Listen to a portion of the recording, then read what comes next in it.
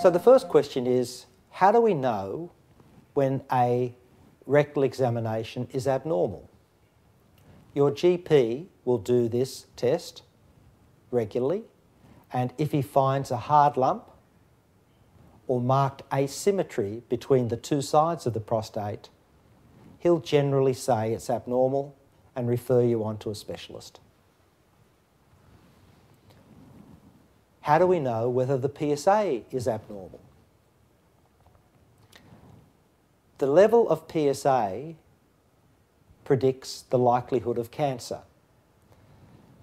The level of PSA is affected by one's age, and the older we become, the higher the PSA naturally becomes.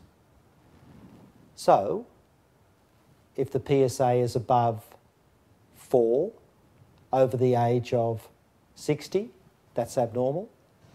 If it's above 3 over the age of 50, or above 2.5 over the age of 40, these have generally been regarded as abnormal. More recently, it's been shown that this isn't quite enough information. We really need to look at how the PSA changes over time, what we call PSA velocity, to predict more accurately when we've got cancer. So if we're monitoring the PSA once a year, if the PSA goes up by more than 0.4 in the calendar year for 2 consecutive years when we're young, and what I mean by young is under the age of 55, then that's abnormal. If over the age of 55, it goes up by more than 0.75 for 2 consecutive years, that's abnormal.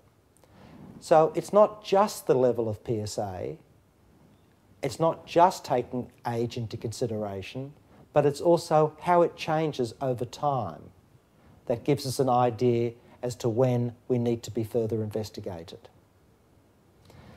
One of the very interesting websites available, which you can go to our reference section, is the Risk Prostate Calculator, which can predict the likelihood that you have a cancer of the prostate depending on your PSA level.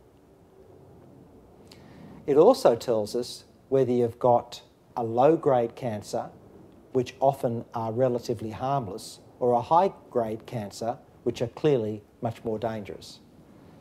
And this brings me to another area of how can we tell whether we've got a good or a bad prostate cancer, because some of the cancers are so slow-growing that they may never be a risk.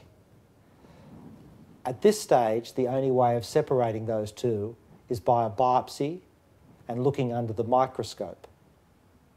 In the future, we hope to have better genetic testing to be able to separate these two groups so that we can only treat those people who need to be treated and monitor those people who don't.